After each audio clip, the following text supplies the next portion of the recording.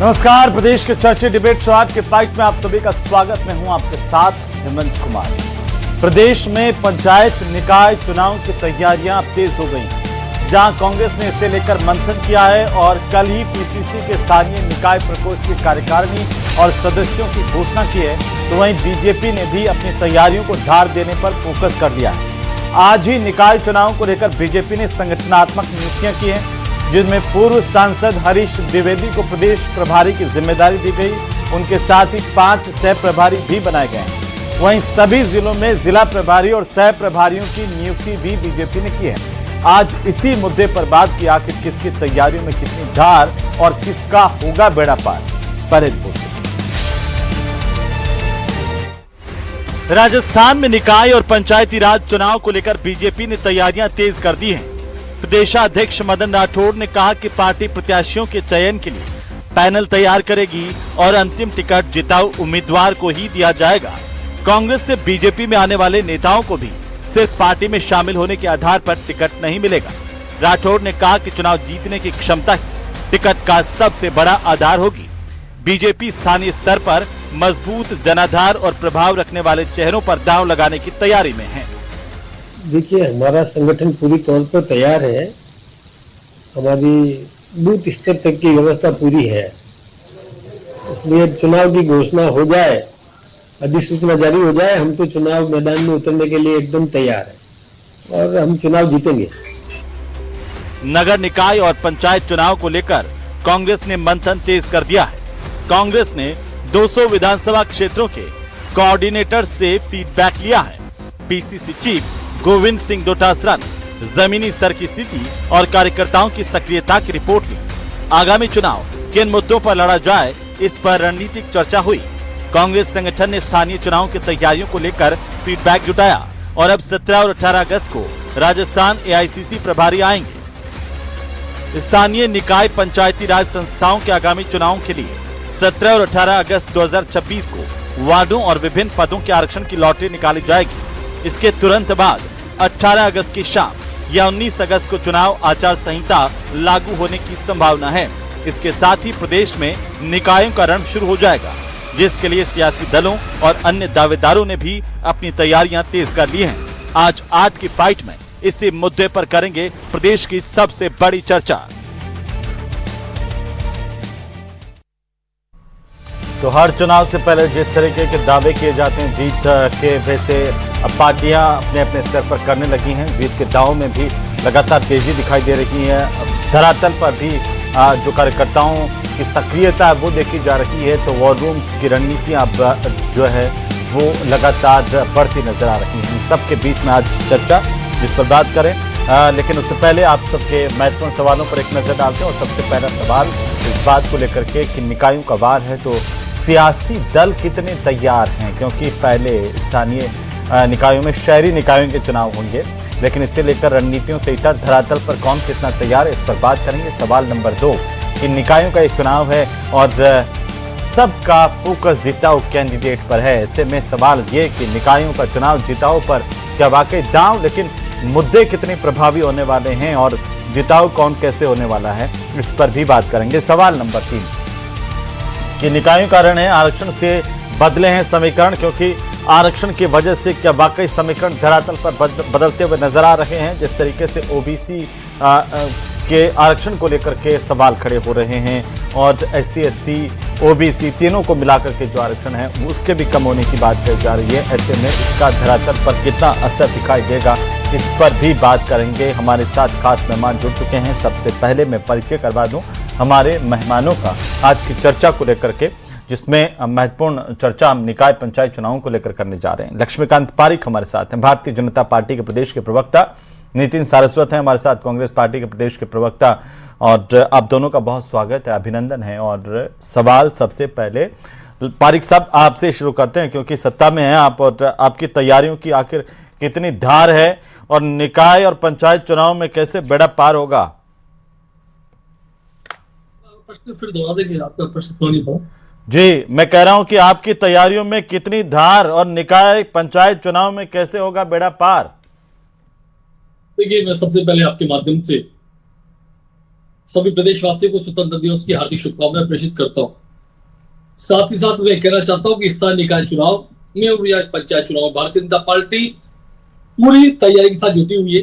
Bharatiya Janata party का प्रत्येक कार्यकर्ता एक दिन नहीं, लगातार जनता के लगातार संपर्क में रहता है, जनता के सेवा कटिबद्ध रहता है, जनता की समस्याओं का समाधान करने के लिए सड़क पर हमेशा तैयार रहते हैं। सत्ता में हो या विपक्ष में हो, भाजपा कार्यकर्ता सदैव जनता के सुख दुख में सदैव भागीदार रहता है। इसलिए भारतीय जनता पार्टी कार्यकर्ता 24/7 चुनावी तैयारी पर रहता है और जनता के, इसलिए भारतीय जनता पार्टी की किसी भी कार्यकर्ता को किसी भी निकाय में अथवा पंचायत चुनाव में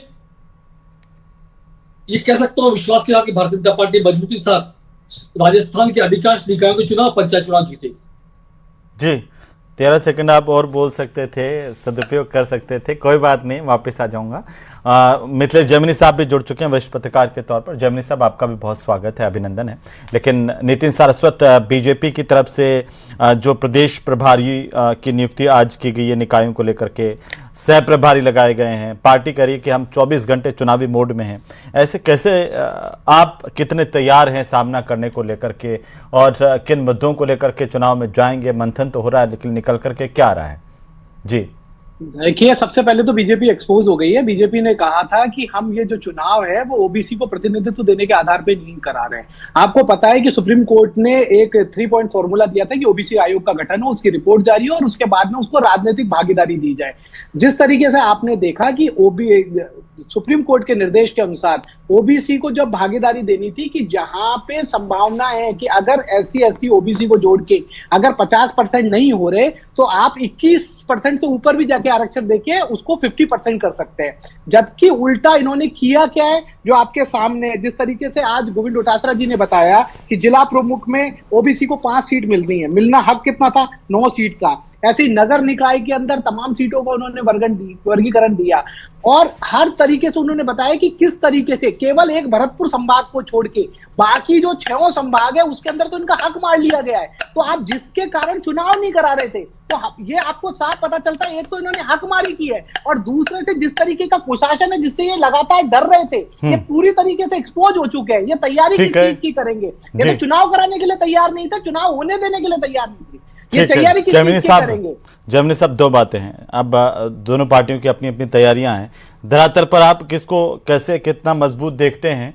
और दूसरा, इसके साथ साथ का सवाल यह है कि क्या ये जो आरक्षण वाला मामला कांग्रेस उठा रही है, इससे धरातल पर कोई इम्पैक्ट नजर आएगा इन चुनाव में?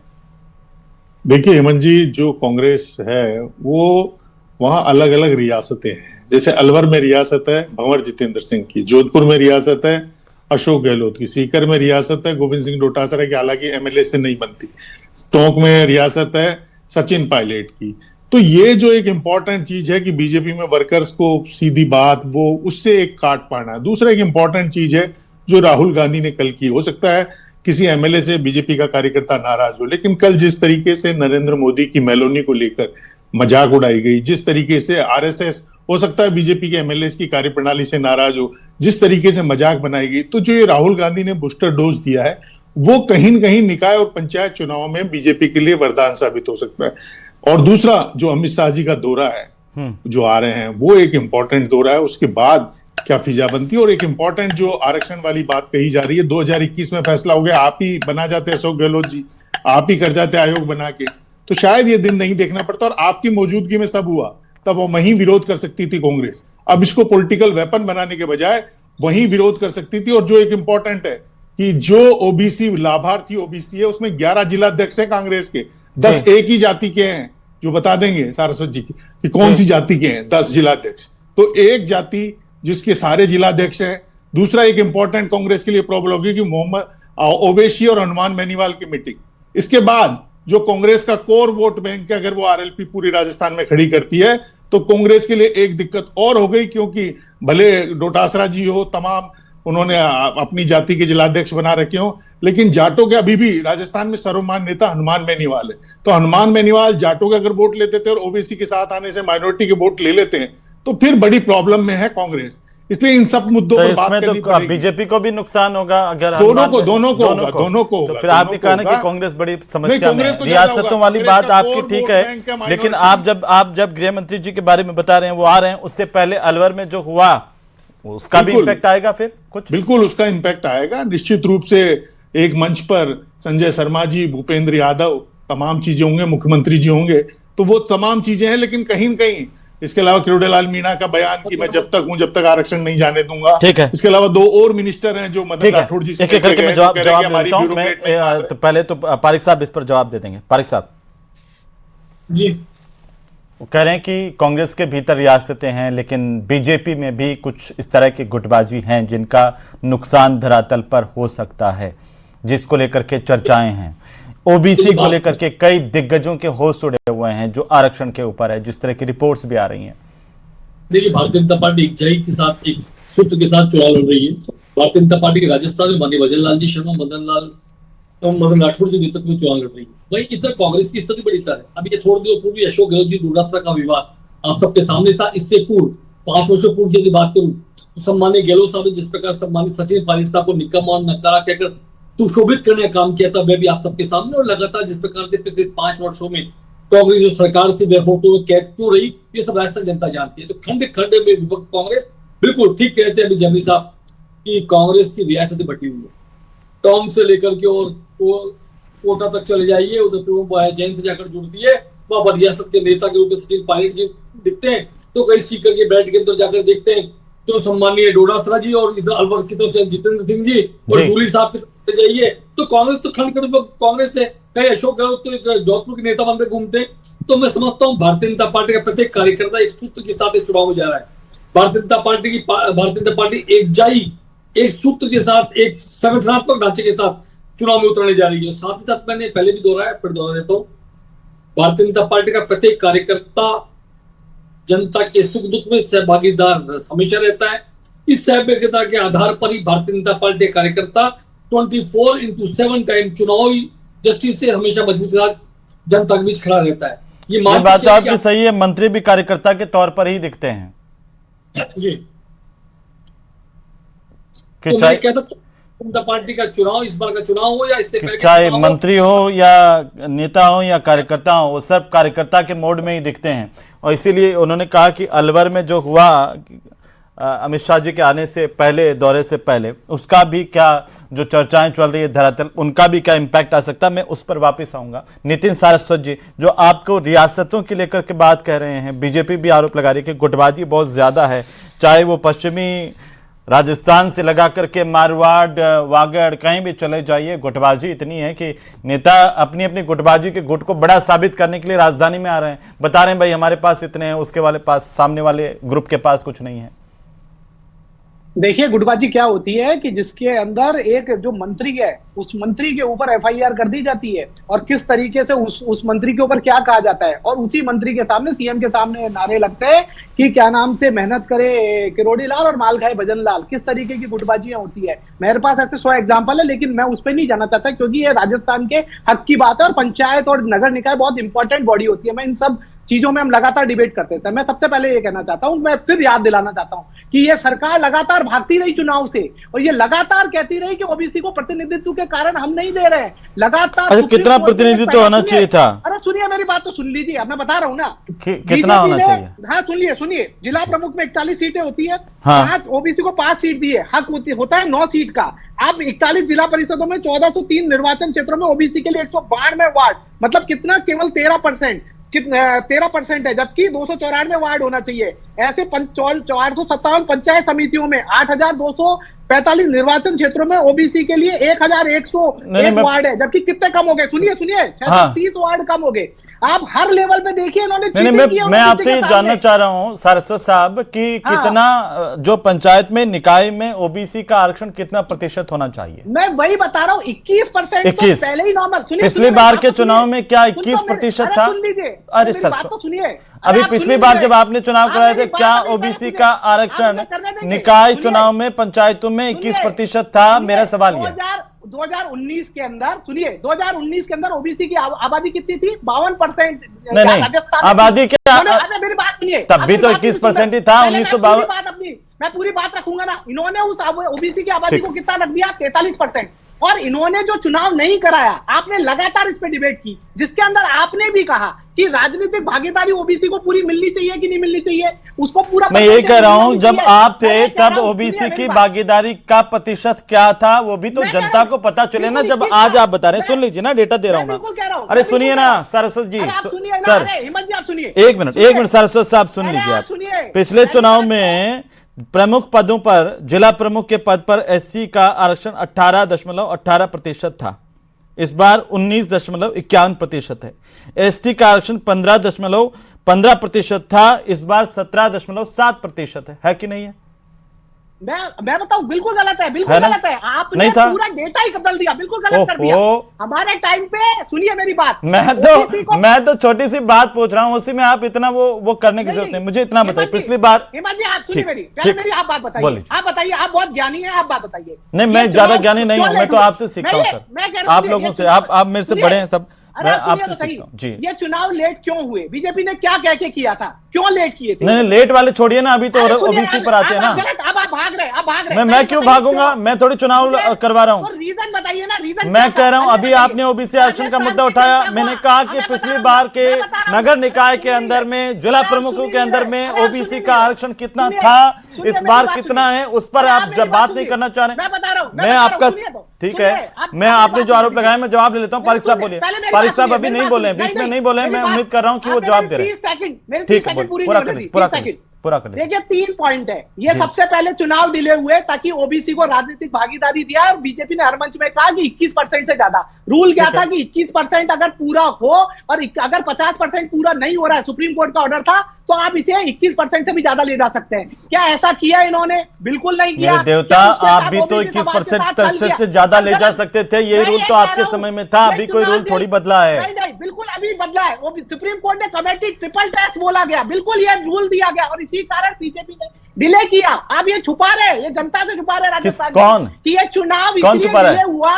ठीक है, अब आप बात हो गई, अब वो जवाब देंगे। ठीक है, नहीं, गलत बात। आप ये बताइए ना, तो वो 13% पे आ गया। ठीक है, वो इसी का जवाब ले लूं अब।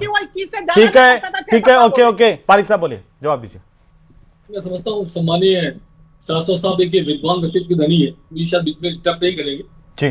जिस तरह से आपने इनसे बार बार प्रश्न किया है, कांग्रेस इस समय कितना प्रति आरक्षण तो बताने में असफल है। असफलता इस बात को सिद्ध करती है कि आपने सफलता के प्रयास ही नहीं किए। आपने इस बारे में कई जानकारी आपके पास नहीं थी। आपने निकाय चुनाव, देखिए अब मैं एक बड़ी बात बताता हूँ कि बार बार आरोप लगाते हैं आपने निकाय चुनाव, अरे हमने तो ओबीसी को रिजर्वेशन मिल पाए, उनको फायदा मिल पाया, इसके निकाय चुनाव को हमारे समय विलंबित हुए। लेकिन आपके समय आपने कभी नगर निगम 2 किए, कभी नगर निगम 1 किए, कभी 250 वार्ड किए, कभी 300 वार्ड किए, कभी सचिव पायलट के पंचायत चुनाव में प्रशासक लगा दिए। तो आपने 1 वर्ष से अधिक समय तक विलंबित करने का काम किसने किया? तो कांग्रेस ने किया। साथ ही एक बात की जानकारी और देता हूँ, 1977 से लेकर 19 अब बीच में नहीं, प्लीज। अरे भाई सरस्वत साहब, अब वो जवाब देंगे प्लीज। नहीं, गलत बात आपकी है। आप ही नहीं बोलेंगे, सिर्फ 2 और मेहमान है सर, ऐसे नहीं। आपको सबने ध्यान से सुना, मैंने क्रॉस किया, मैं उनको भी क्रॉस करूंगा, पर वो नहीं बोले थे आपके बीच में। प्लीज डाउन कीजिए, आवाज डाउन कीजिए। नहीं, बिल्कुल नियम मैं तय करूंगा यहाँ के डिबेट के। नो, बिल्कुल नहीं सर। हाँ बोलिए सर, आप पारिक साहब बोलिए, पूरा कीजिए। नहीं जाएगी आपकी आवाज, मेरा निवेदन है, एक एक करके बारी से बोलेंगे, जाएगी सबके। मैं नहीं चाहता हूं कि किसी की आवाज डाउन करे, और मेरा नेचर भी नहीं है। लेकिन अगर आप नियम तोड़ेंगे, राहुल गांधी नहीं माने, अगर आप नियम तोड़ेंगे सर, मैंने आपको बोलने के लिए उनको क्रॉस किया, आपको क्रॉस किया, उनको भी क्रॉस करूंगा सर, पर आप बीच में मत बोलिए। सरस्वत साहब प्लीज।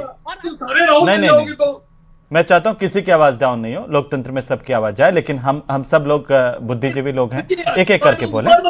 पारिक साहब भी बुद्धिजीवी हैं, आप भी बुद्धिजीवी। जी पारिक साहब बोलिए, पूरा कीजिए सर। तो अभी आपने जिस प्रकार SC ST आरक्षण की बात की, संपूर्ण आपकी, और यदि जी कांग्रेस के लोगों की थी तो कांग्रेस तो PIL इनकी एक नेता लगा रखी है। फिर से आप कांग्रेस के लोग, यदि इसमें कोई ओबीसी आरक्षण में कोई प्रॉब्लम थी तो कोर्ट में जाते। क्या आपने कोर्ट में आज तक कोई पिटीशन इस बारे में दायर की? क्या आपने राज्यपाल को, कलेक्टर को, किसी को इस बारे में ज्ञापन दिया? नहीं दिया। सिर्फ टीवी पर बैठकर केवल मात्र आलोचना करना, इस आलोचना से वोट नहीं मिलेंगे। लेकिन पारिक साहब, भारतीय जनता पार्टी वोट, जनता एक बात जरूर जानना चाहती है पारिक साहब, कि आपने, पारिक साहब सुनिए सर, पारिक साहब, कि ये कौन सा फॉर्मूला था कि आपने ओबीसी की जनसंख्या को ही घटा दिया 6%? देखिए, घटाया नहीं है, जी। जो आधार और जो रिपोर्ट है उसके आधार पर से लागू किया गया।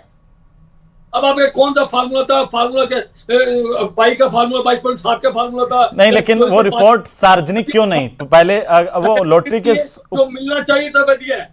वो ठीक बात है, लेकिन एक रिपोर्ट जनता के बीच में आप रख देते तो एक भरोसा कायम होता लोगों का कि आपने इस तरीके से किया और ये सर्वे है। तो ये कांग्रेस के भी आरोप इसी आधार पर कि आपने रिपोर्ट सार्वजनिक नहीं की। मानिए इनके नेता है, जालोर से विधायक रहे, पूर्व में नाम टंग स्लिप हो रहा है मेरे, उन्होंने पीआईएल लगाई थी ना। कांग्रेस को पीआईएल लगाई कोर्ट में जाने का, और ये आतंकवादी तक के लिए कोर्ट में जा सकते हैं ऐसे लोग हैं जो आधी रात सुप्रीम कोर्ट गेट पीआईएल तो संयम लोढ़ा जी ने लगाई थी ओबीसी के लिए, सिरोही से। कोर्ट खुल ली है, सुनवाई करवाई अपनी, यदि हम कुछ गलत किया सामने आ लेकिन जाएगा। अभी भी आपने नहीं पूछा कि ये 21% अरे साथ में जिससे पूछता फिर राहुल गांधी बन जाते हो यार। 50% राहुल गांधी बोलते सारे राहुल गांधी बन जाओगे। नहीं, अब आप उनके नेता पर टिप्पणी नहीं, वो भी वो क्यों 21% नहीं हुआ और क्यों जहाँ पे कम था वो 21 से ज्यादा क्यों नहीं बोल किया? क्या रहे हैं बताइए सर, की आवाज ही नहीं आ रही हम तक क्यों तो। आया? कोई सवाल नहीं है। आराम से बोलेंगे तो सरसद साहब वो सुन पाएंगे। और मेरा दोनों से निवेदन है कि जब हम इस मुद्दे पर हैं तो इसी मुद्दे पर पारिक साहब मेरा आपसे भी आग्रह है कि आप उनके नेता पर टिप्पणी नहीं की। तो ये 9% ओबीसी जनसंख्या कम हो गई, एक भी आपने सवाल नहीं पूछा अभी तक। 9% क्यों मैं तो जयपुर के बेटे को मानता था, बहुत विद्वान आदमी है, मगर राहुल गांधी बनता जा रहा है भैया, मेरे समझ नहीं, व्यक्तिगत नहीं, प्लीज पारिक साहब आप बड़े हैं जी। और उन्होंने आराम से आप पूछेंगे वो जवाब देंगे जी, आराम से। वो तो उसमें आपने एक सवाल नहीं पूछा, आपने कौन सा? आराम से पूछ लीजिए, मुझे नहीं समझ में आ रहा आप बोल क्या रहे हैं। आराम से पूछ लीजिए ना कि क्या सवाल पूछना चाहते हैं। कैसे 9% आबादी कम हो गई, कैसे 21% के रिजर्वेशन ठीक है। जो चुनावों को डिले किया गया वो 21% छोड़ के 12-13% पे आ गया, इवन 21 से ज्यादा ठीक है, पारिक साहब जवाब दे दीजिए। पारिक साहब जवाब दीजिए, ये बहुत महत्वपूर्ण सवाल है जी। पारिक साहब जवाब दीजिए। अब नहीं आ रहा मुझे, आवाज ही नहीं आ रही इनकी। वो कह रहे हैं कि आबादी कम कैसे हुई, ये महत्वपूर्ण सवाल मैंने पहले भी पूछा था आपसे। उन्होंने अभी आयोग की रिपोर्ट के अनुसार इस पर कार्रवाई की गई है। आयोग की जो रिपोर्ट है वो सदन के पटल पर है, सबके पटल पर उसे देख लिया है। कांग्रेस के नेता ही चाहे तो आप उसको सार्वजनिक करेंगे क्या? वो किसी के भी सामने नहीं है। अरे क्या आप सवाल ही नहीं पूछ रहे। अब ये हेमंत जी ये दिक्कत है, आपने 3 सवाल थे सिर्फ। ये जो सवाल है जवाब तो सुनने की बात है नहीं इनका। अब एक बार शांति रखेंगे तो मैं पूछ पाऊंगा ना। आप बताइए क्या पूछना चाह रहे हैं आप उनसे। एक मिनट पारिक साहब एक बार पारिक साहब, फिर ज्यादा समय पारिक साहब जी, आपकी भी आवाज कट रही है, बीच में कुछ डिस्टर्बेंस हो सकता है जब आप दोनों ऑनलाइन जुड़ते हैं। तो सरस्वत जी एक करके मुझे बताइए क्या सवाल जानना चाह रहे हैं। देखिए पहला सवाल, हाँ। ओबीसी और एससी एसटी पूछ रहे हैं कि जिसके नाम पे चुनाव डिले किए गए क्यों हमें 21% नहीं दिया गया, और सुप्रीम कोर्ट का फैसला कि अगर वो 50% से कम है तो 21% से भी ज्यादा दिया जा सकता है। आपने क्यों 12-13% पे रोक दिया? ठीक है, ये एक बात होगी। दूसरा सवाल हाँ, दूसरा सवाल, क्यों ये 52% से कौन सी ऐसी रिपोर्ट है जिसके अंदर आबादी ओबीसी का प्रतिनिधित्व घट गया? दूसरा सवाल, ये कैसे घट गया? ये ऐसा कौन सा फॉर्मूला इस्तेमाल कर दिया? तो पूछ लिया ना, ये वाला आबादी वाला उन्होंने बता दिया ना। सुन तो लीजिए, हाँ। सुन तो लीजिए। और जो आप कह रहे थे कि 1 साल पूरा चुनाव जो तो आपने कुशासन के नाम पे डिले किया है, क्योंकि आपको पता था कि जिस तरीके से बाइपोल आप पूरी तरह ठीक है, वो क्या संक्षेप में इतना समय नहीं है। के सामने आप जाएंगे? ठीक है, बोलिए सर। पारिक साहब अब सुन लिए होंगे आपने। वो कह रहे हैं सुप्रीम कोर्ट की गाइडलाइन और उसमें आप 21% कम से कम दे सकते थे, उससे भी ज्यादा दे सकते थे, लेकिन आपने नहीं दिया। मैंने बता दिया, जिस प्रकार ओबीसी आयोग की रिपोर्ट है इसके अनुसार दे दिया गया, वही दिया गया है। यदि कांग्रेस के लोगों को आपत्ति तो सुप्रीम कोर्ट खुला हुआ है, जो आतंकवादी को आधी रात को सुप्रीम कोर्ट जा सकते हुए चले जाए, पता लग जाएगा उनको। अच्छा ठीक है, अगर वो करें कि कोई आपत्ति हो तो कोर्ट में चले जाए। जैमिनी साहब की एक आखिरी टिप्पणी लूंगा, उसके बाद कर जैमिनी साहब जी।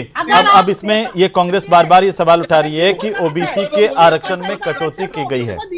ठीक है सर। देखिए हेमंत जी, जो निकाय की लॉटरी निकली है उन्हें 19.45% रिजर्वेशन मिला है ओबीसी को। जो जिला प्रमुख की लॉटरी है उसमें 33 में 5 थे और 41 में 5 है। और वो जो इनका एक कास्ट फॉर्मूला होता है वो सारे फार्मूला देकर के ही चुनाव आयोग से परमिशन लेके ही जिला कलेक्टर ने पर निकाली होगी। तो ऐसा नहीं हो सकता कि बिना जिला कलेक्टर बिना चुनाव आयोग की उसके परमिशन के दे दे। तो ये तो मुद्दा है प्रशासनिक, और इसका जवाब कांग्रेस को प्रशासनिक ही लेना चाहिए, क्योंकि राजनीतिक मुद्दा नहीं है, प्रशासन ने फैसला किया है। इसलिए ये प्रशासन या न्यायपालिका दोनों से ही इसका फैसला हो सकता है। इसका पॉलिटिकल कोई इसका कनेक्शन नहीं है।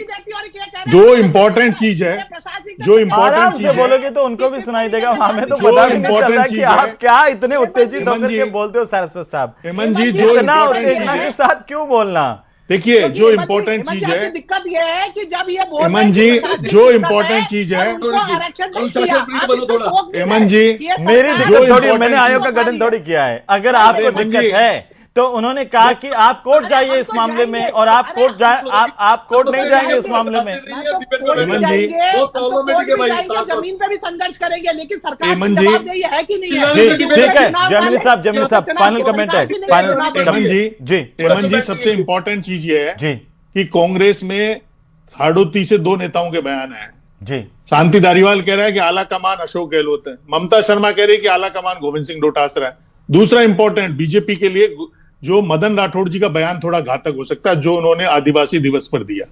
जिस तरीके से आज राजकुमार रोत ने कहा है कि ये आदिवासियों का अपमान है, जब ओम बिड़ला जी आदिवासी दिवस की बधाई दे रहे हैं, वसुंधरा राजे बधाई दे रही है। नहीं, उन्होंने और- उसमें उसमें पूरा स्पष्टीकरण दे दिया। उन्होंने कहा दे दिया, कि वो इस दे तरह से दिया, उनकी लेकिन मंशा आज- नहीं आज- थी। कई बार देखिए- मदन राठौड़ जी से क्या होता है कि कई बार चीजें जो हेमंत जी है को उन्होंने वो बता आपकी दिया, वो साफ मन हेमंत से जी को निकल उन्होंने जाती है, लेकिन एक मंशा मंशा किरोड़ी जो लाल होती है ना जी ने पीछे। किरोड़ी लाल जी ने हेमंत जी को मंशा बता इतना बड़ा चुके हैं, आप फंक्शन बिल्कुल किया, मत करिए। तो मदन ये राठौड़ एक जी साहब बता साहब चुके हैं, उन्होंने हेमंत जी को बता- अब उन्होंने हेमंत कहा जी है को कि भाई मंशा मेरी बता ऐसी कोई चुके हैं। मंशा नहीं थी। नहीं, उन्होंने नहीं, मंशा बाकायदा नहीं है। पूरा बाकायदा लेकिन एक चुनाव पूरा से लिखा है, पहले मंशा स्पष्टीकरण होता दिया है, है। महाराज। कोई भी नेता का चुनाव से स्पष्टीकरण तो पहले आप मानेंगे जो ना बोलते हैं, किसी वो भी नहीं नेता तो को। मेरा आपके पार्टी नेताओं से भी हेमंत बहुत जी बड़ी है। बड़ी मंशा गलतियां बता हुई है फिर चुके उस हैं, आधार सारी पर। तो तो एक इंपॉर्टेंट बयानों चीज के ये अंदर, जी। है कि जो आज मुख्यमंत्री ने घोषणा की है निकाय चुनाव से पहले 10 करोड़ नगर जी। निगमों को, चलिए, बहुत निकायों शुक्रिया को, आप सभी का नगरपालिकाओं चर्चा में शामिल होने के लिए। कुल मिलाकर के लगातार तैयारियां तेज है, देखना होगा जनता किसके पक्ष में जाती है। नमस्कार।